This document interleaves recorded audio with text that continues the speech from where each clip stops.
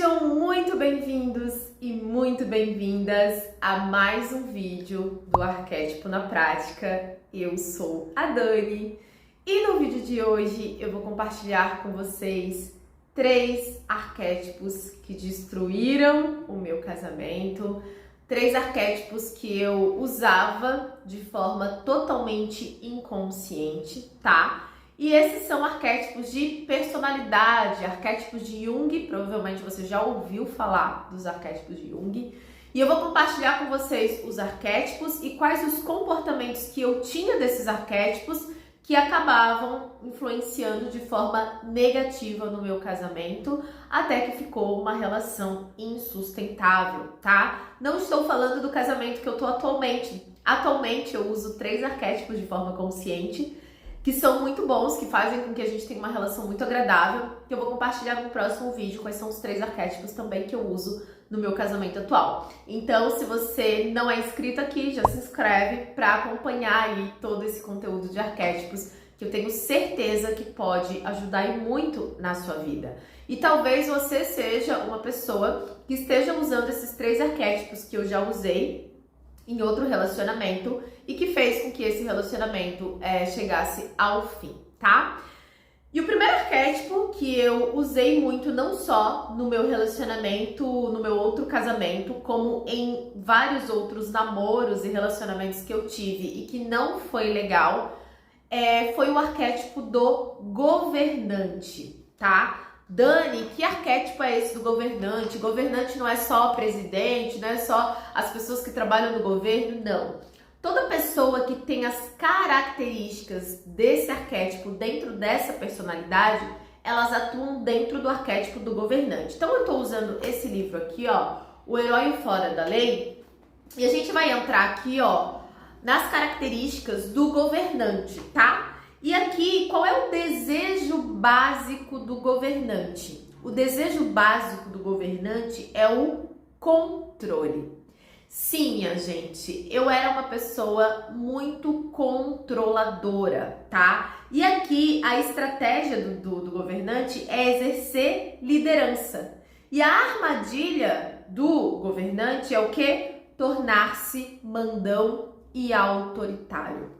Então, pega essas informações do arquétipo do governante e traz elas para sua vida pessoal. Então eu, Daniela, dentro desse arquétipo, de uma forma totalmente inconsciente, eu era uma pessoa muito mandona e muito autoritária dentro dos relacionamentos. E quando as coisas não saíam do meu jeito e as coisas não funcionavam só do meu jeito, eu era uma pessoa que ficava mal-humorada, eu ficava de cara amarrada, eu achava que o outro tinha que fazer as coisas para me agradar, tudo girava em torno meio que do meu umbigo, e eu era realmente essa pessoa mandona, eu era essa pessoa autoritária, então eu queria muito ditar como as coisas deveriam ser, o que a gente deveria fazer, tá? E quando as coisas não saíam desse jeito, eu era uma pessoa que às vezes eu também não falava, eu cometia esse outro erro, então eu ficava de cara amarrada por nada, a pessoa com quem eu me relacionei chegava em casa, eu tava sempre bicuda, eu tava sempre mal-humorada, eu nunca tava satisfeita, só que às vezes eu também não deixava claro o que eu queria e do jeito que eu queria que a pessoa adivinhasse o que tinha dentro da minha cabeça, né? E às vezes esse comando, esse controle saía de uma forma até estúpida e grosseira. Então, eu me via muito uma general dentro dos relacionamentos, eu me via muito autoritária dentro dos relacionamentos e muito controladora. Então, tudo eu queria saber. Se chegasse um pouquinho mais tarde, por que chegou um pouquinho mais tarde? É como se a pessoa com quem eu me relacionasse tivesse sempre que me dar satisfação. E por que isso é ruim? Porque o governante, ele sempre tá acima. Então, quando a gente entra num relacionamento amoroso e a gente entra no arquétipo do governante, automaticamente a gente tem alguém abaixo de nós pra gente ficar dizendo como as coisas têm que ser, e é como se essa pessoa aqui, ela vivesse para nos servir. Então a gente fica aqui nesse lugar autoritário e essa pessoa, ela nunca vai estar ali do nosso lado, né? A gente fica nesse lugar controlador, porque quando você quer controlar, parece que o outro não sabe fazer. Parece que o outro precisa sempre de alguém mandando, porque se eu não estiver mandando, porque se não passar por mim, porque se eu não souber de tudo, as coisas não vão funcionar. Então eu gastava muita energia dentro desse arquétipo. Eu me lembro de viver namoros em que eu ficava tentando saber o que a pessoa estava fazendo na rede social, as fotos que a pessoa estava curtindo, isso em tempo de Facebook ainda, sabe? Eu ficava o dia todo querendo controlar o que o outro estava fazendo, com quem que o outro estava falando, com quem que o outro estava se relacionando, e eu sempre mandava e ditava e dizia não gosto, não quero, não aceito, sabe? Uma coisa muito louca, porque nem parecia que eu estava me relacionando com uma pessoa adulta, de tão mandona e controladora que eu era. E no fim, era difícil pra mim, porque é muito ruim você estar com uma pessoa que você quer ficar, né, controlando essa pessoa. Então, quando eu comecei a aprender sobre arquétipos, né, identifiquei em mim esse general, eu disse, opa, pera lá, é muito difícil um relacionamento dar certo desse lugar, eu acho que eu preciso dar um passinho pra trás nas próximas relações. O segundo arquétipo que eu vivenciei muito, e é um arquétipo muito bom quando ele é executado no lugar certo, é o arquétipo da mãe. Já falei várias vezes aqui sobre o arquétipo da mãe, e as características da mãe é o quê? Toda mãe, toda vez que a gente vive muito no arquétipo da mãe, a gente tende a trazer filhinhos para se relacionar. E o filhinho, ele sempre precisa de uma ordem. A mãe também, de certa forma, ela tem dentro dessa estrutura o arquétipo do governante, tem também o do cuidador. Então a mãe, ela é sempre aquela que tá mandando o filho lavar louça, mandando o filho fazer as coisas, cuidando muito da vida do filho, porque a mãe não tem só o governante, tem esse cuidador. Então assim, ai, liga, né? Ai, será que almoçou? É como se a mãe, ela se sente responsável por aquilo que o filho faz. Se o filho tem comida, se o filho tem roupa. E muitas vezes eu já fui essa pessoa dentro de um relacionamento, ou seja, a pessoa adulta que estava do meu lado era como se fosse meu filhinho. Eu ficava preocupada se a pessoa tinha comida, eu ficava preocupada, né, com a roupa, em comprar roupa, em cuidar dessa pessoa, em cuidar com quem essa pessoa se relaciona, os amiguinhos que essa pessoa tem. Olha, não anda com fulano. Exatamente como uma mãezinha, olha o fulano, não vai falar com o fulano, eu não quero que você tenha amizade com o fulano, eu não quero que você saia com o fulano. Governante e mãe ali mandando, né, sendo autoritária. E aí quando a gente entra no arquétipo da mãe e a gente fica muito cuidadora de um filhinho, a gente não tem espaço para ser cuidada. E muito diferente de filho e marido, a diferença, né, é que filho dá trabalho. Por quê? Porque filho é dependente. Filho precisa da mãe, né, para cuidar, para comer, para tudo, para fazer tarefa. O filho precisa da mãe. E por ele precisar, é mais um trabalho para a mãe. Dentro de um relacionamento saudável, hoje, dentro do meu ponto de vista, quando você se relaciona com um adulto, o adulto ele não precisa de você para comer. O adulto não precisa de você para mandar e dizer para ele o que ele tem que fazer. Ele é adulto, ele já cresceu, ele não é mais o filhinho. Ele sabe o que tem que fazer. Então, toda vez que eu me posicionava dentro desse arquétipo da mãe, e obviamente porque eu tinha questões mal resolvidas com a figura mãe, eu atraía um filhinho para cuidar. E todo filhinho dá trabalho porque o filhinho é dependente. Então, eu não atraía um marido para estar do meu lado, aonde ele tinha a mesma participação dentro de um relacionamento, a mesma responsabilidade. Então, eu atraía pessoas para me sentir responsáveis por ela. E aí fica muito cansativo, né? Porque como o filho, ele ainda não contribui, criança não trabalha, né? Criança não faz dinheiro, criança precisa de alguém para cuidar dela. Ao invés de eu ter um marido que estava ali cuidando de mim, eu trazia para minha vida pessoas para que eu pudesse cuidar. Então, obviamente, eu me sentia sobrecarregada, porque aquela pessoa, ela estava ocupando um papel que não era o que eu queria dela. Só que isso acontecia de uma forma automática, de uma forma inconsciente. Automaticamente eu me posicionava como mãe, automaticamente essa pessoa respondia como filho, porque toda ação tem uma reação, não é mesmo? Então, se eu ajo como mãe, a reação do outro é responder pra mim como filho, tá? E o terceiro arquétipo muito forte, que eu tinha muito forte na minha vida e que atrapalhava a questão dos relacionamentos afetivos, era o arquétipo do herói. E o herói sempre está procurando alguém para salvar. O herói está sempre procurando alguém que tenha um perrengue, alguém que precisa de você para ser salvo. E o herói, como todas as histórias em quadrinhos, o herói não recebe muito.